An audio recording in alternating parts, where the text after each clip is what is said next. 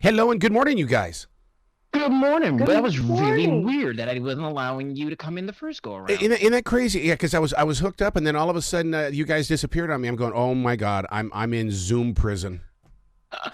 Never that. Never that. You and I are connected through the Whispering Willows, so that will never happen. I love it. I give to you KB. She is all yours until 20 after. Good morning, KB. How are you doing today?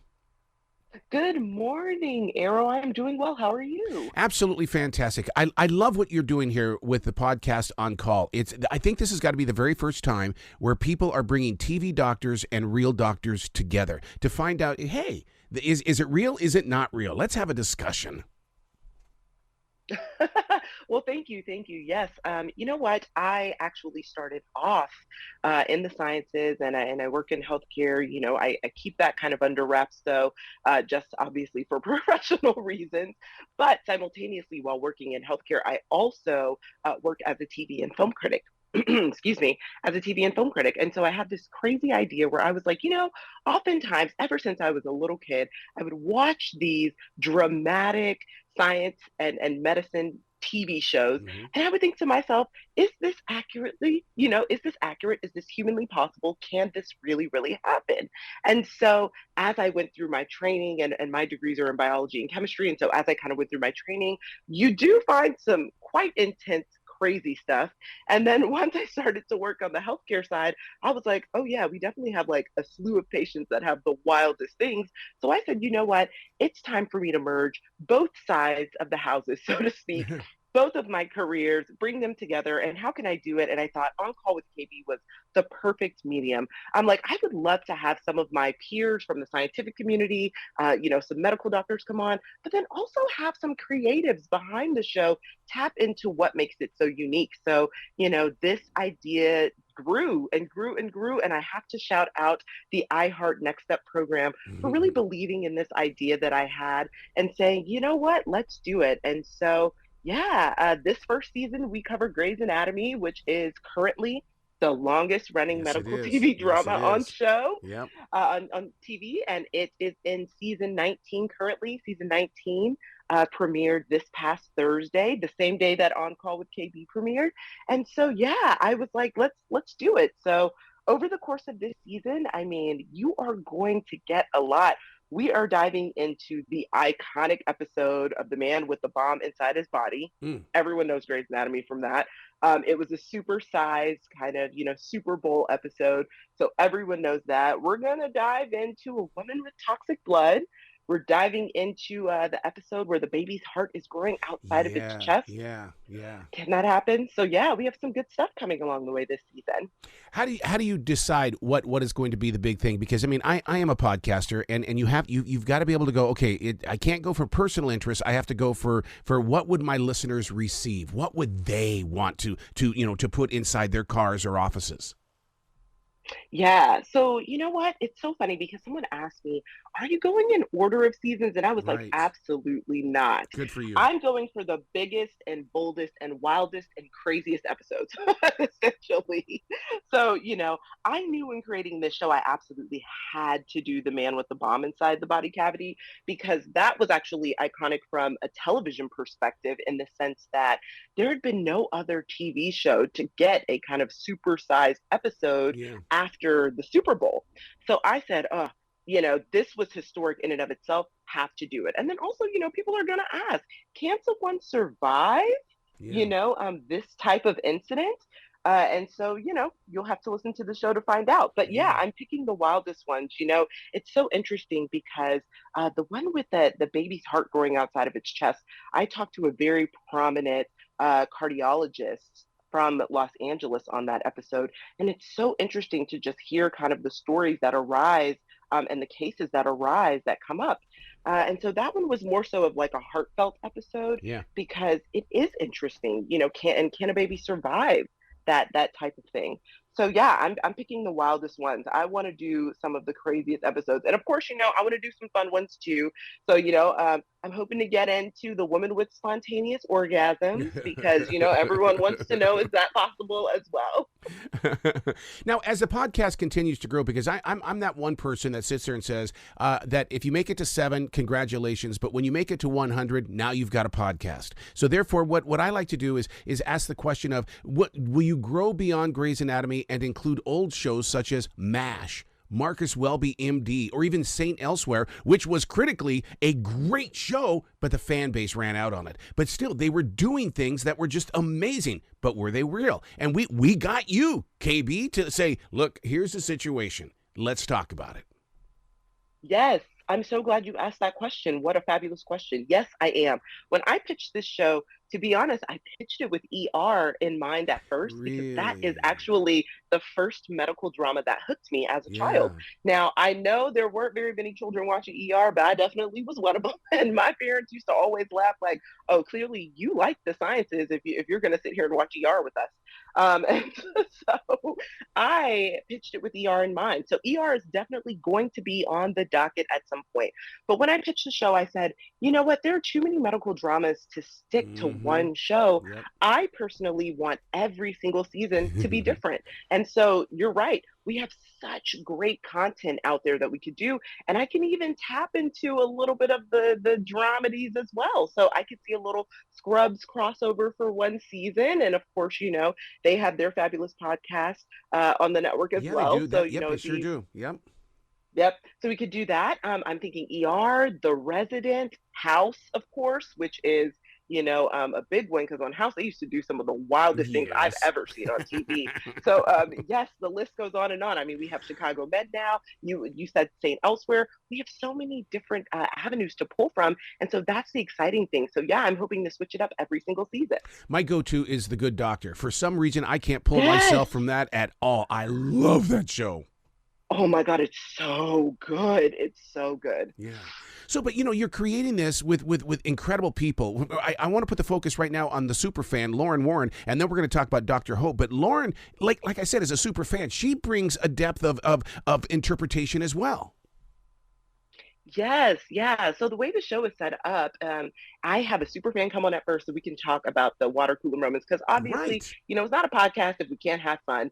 And Grey's Anatomy is known for its wild and crazy medical cases, but it's also known for its wild and crazy relationship drama. And so, that is why fans watch a mix of both. So Lauren and I were able to really talk about in this very first episode that came out on Thursday, we got to talk about Sandra Oh's final episode as Dr. Christina Yang. And Dr. Christina Yang, in Mhm. my opinion, is one of the best, absolute best TV characters Yep. that we've seen in a long time. And she was just so unapologetically herself. And she was brilliant. And she was a surgeon first. And she just didn't apologize for it. And I loved that. So we were able to dive into that. We were able to dive into the real love story of Grey's Anatomy, which, in my personal opinion, was the relationship between Christina and Meredith. They were each other's person. And, yeah, they had a lot of great romances with a lot of great guys, but at the end of the day, I think it was the two of them for me, their friendship and the depth that it had, and also their rise in their journey in medicine. So it was a joy to be able to talk to my friend Lauren, who is also a podcaster and she's a screenwriter and she's one of the Nice. most amazing people to chat with. It was great to be able to dive deeper into the episode in that way with her. So I absolutely adored it. So when Dr. Hope comes to the studio, there's a thing there, or a term that we use in radio to when people walk into the studio, save it for the air. In other words, we do not talk. And the reason why is because I don't want to burn out the story. And then because once you go live with it, it's like, all right, we've already talked about this and there's a difference to it. So when Dr. Hope comes onto the show, is it the same way? Save it for the air. We can't talk. Good morning. Hello. Let's rock. Yes, yes, absolutely. I like to prep my guests just a little bit, but not a lot because I want it to be organic. And you're right, Yes. Arrow. As soon as you come on, I kind of want it to be free flowing and I want you to give me your thoughts naturally. Dr. Hope was so fantastic because, ironically, we had kind of parallel lives. We both went to college in Atlanta studying the sciences. And then, of course, she went on to become an incredible surgeon. She still is a surgeon, but also she got an opportunity to be the medical consultant on season 10 of Grey's Anatomy. So she was there for Sandra Oh's, final taping as Dr. Christine Yang. She helped come up with a case. We talk about 3D printing, which is obviously a revolutionary technique. I mean, being able to do 3D printing of organs helps so much from a transplant perspective, because people wait years and years and years to get on that list. So it was incredible to hear Dr. Hope's story and her journey to Grey's Anatomy. She still does medical consulting. I know I'm going to have her back because she hasn't just worked on Grey's Anatomy. So she's worked on a few different shows, including one I may have already mentioned that we will be doing a season on. So it's lovely to hear kind of how her as a doctor and coming into this space too, in the entertainment space, how they merge the two and what they're really looking for when they're crafting and creating these storylines. Because the medical consultant works very, very closely with the writers in order to make sure that, things are accurate and believable, but also entertaining, right? Because this is still a drama and we still want to be entertained. With your connection to Atlanta and with all that you have learned in at the universities and what you're learning on this podcast and stuff like that, KB, I mean, you actually could be that one person that comes up with a cure for Spaghetti Junction in Atlanta. Listen, the Atlanta traffic is wild. I keep saying to people, everyone gives LA a bad rep, but I don't know. I feel like Atlanta traffic might be worse. Oh my God. Worse. You might as well just camp out when you get on Spaghetti Junction at rush hour. It's like, forget it. We're not going anywhere. Yes. I mean, honestly, take all of your calls from the car. You know what? Pop open your laptop. No. Don't do that. Be safe. But I mean, at the end of the day, you're basically working from your car for at least 3 to 4 hours, I feel like, until lunchtime. And then you know what? You're like, well, time to head out. Now, one of the things, and I would love to find out if you'll do this on a future episode, and that is that we all have become professionals in the medical field because of Google Doctors. Will you ever go that route and just go to a Google page and then work it out with a professional and say, how true is this? Is this, because a lot of people depend on Google to be diagnosed. You know what? I think we will dive into a little bit, how the internet age, how that has impacted healthcare. Yeah. Because, I have a little conversation with a few of the doctors down the road about even just how this art form and this media, how television has helped some people come to the realization like, oh, I actually may need to see my provider because they've said a couple of things in this episode that align with some things that are happening with me. Mm-hmm. So yeah, I think that, eventually down the line, we will start to talk about how the internet has influenced this and say, hey, is this medically accurate or not? But I would be remiss if I didn't say, we don't just talk to scientists and doctors and medical professionals. We also talk to people behind the episodes. So I'm going to give you a little preview. This week, this Thursday, when we drop episode 2, I'm actually talking to acclaimed director Julianne Robinson. And she's worked on actually a ton of medical TV dramas, directing them. So we talk about that, kind of the technical aspects of bringing that to life, because, it has to be challenging. And also, to your point, how Google and the internet has influenced it, how her working as a director on these shows actually empowered her in some of her own personal medical cases. Yep. You know what's going to happen here is that as each episode comes out and you break them down the way that you do, it's going to put people back on that flat screen to go back to watch those episodes. I mean, I just love the idea that it's like taking something from our past, you're modernizing it with conversation. Now we're going to go and rewatch that show and get a deeper purpose and meaning, and basically feel that why this show has been on television for 19 seasons. Yeah, that's my hope. My hope is that people will fall in love with Grey's again, because I remember where I was when I fell in love with Grey's, and I actually was an undergrad studying biology and chemistry. And so it's so interesting because with Dr. Hope, she was when the show first came out, she too was in Atlanta, kind of studying this as well. And I have another physician who was a resident later on in the season. You'll hear she was a resident when the show came out, and they would talk about it at work. So it's just so interesting. I know that people are watching it live now, season 19. But I think it'll be great for people to revisit the past and those kind of iconic, wild episodes. And now, even on my show, I link to some medical cases. So that Nice. way people can actually read up about it as well while they're doing their rewatch or after they do their rewatch. Yeah, I'm going to give you a big compliment on that because even in where you're sharing what the podcast is about, you really do keep people up to date with authenticity, and it's not just a sales tool that you're using. But you know what you're doing though? You're going to create a connection with fans. They're going to want to reach out to you. Are you opening that door? Yeah, I am. Absolutely. You know what? We're trying to figure out kind of the best way to have fan questions answered. But I definitely want to do that because, I mean, I know people will have a lot of different questions, and there are a lot of different medical cases out there. And of course, when it comes to scientific research, it doesn't just happen one time and then it's done. There are a lot of cases that go into it, a lot of research that goes into it, and a lot of different, kind of components. And so I'm happy to answer any and all questions that I can. And I would love to even bring back, if I'm trying to figure out the best way. So, Arrow, if you have any ideas, but also I'm trying to bring back those medical professionals that I had to also be able to answer questions.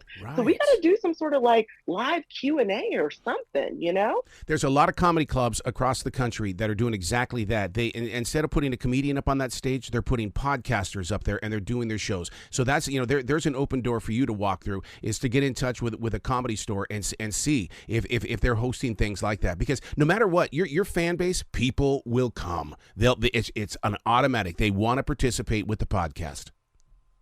Oh, I love that. Thank you so much for that because I have been thinking a lot about that. Like, oh, I would love to bring back some of the guests and just have a rich conversation and robust conversation and dive in a little bit more.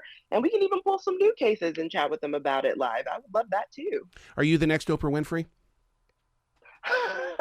No, I No. mean, listen, Oprah is Oprah and she is amazing. And I have had the honor of meeting her and interviewing her. She is fantastic. But I am the first and only and next KB. I Let's say love it. that. I love It's a it. different lane, but it's still, you know what? I give honor to Oprah because she opened so many doors for me. And so I am fantastically grateful for that. But yeah, I'm KB. Okay, that explains why I feel the energy then, because you are transferring that energy into my heart, even though we are totally in different places. I feel that energy from your voice. Oh, well, thank you so much, Arrow. I mean, you have been a fantastic interviewer. Like, Thank you. thank you so much for this. It has been so lovely. Well, KB, come back anytime. The door's always going to be open. Oh, I would love to. Thank you so much, Arrow. All right, you be brilliant today, okay? Thank you. You as well.